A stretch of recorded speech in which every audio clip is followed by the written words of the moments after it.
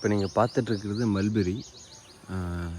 உங்களுக்கு காமிக்க போகிறது மல்பெரி செடி. இப்போ பார்த்தீங்கன்னா இது மல்பெரி பூ. இதில் கொத்து கொத்தாக காய்க்கும். பார்த்தீங்களா, இதில் தான் கொத்து கொத்தாக காய்க்கும்.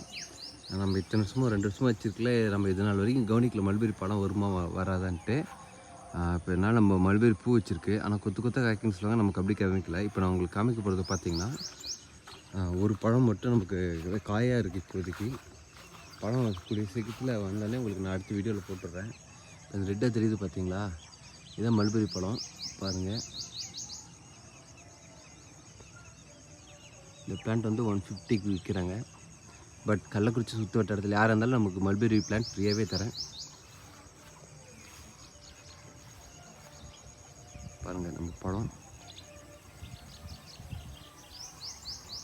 ஆக்சுவலி பார்த்திங்கன்னா இது நாள் வரைக்கும் நமக்கு தெரியாது. இப்போ தான் சமீபத்தில் இந்த மல்பெரி செடியில் நமக்கு பழம் இருக்குன்னு தெரிஞ்சு நம்ம இதை பார்த்துருக்கோம்.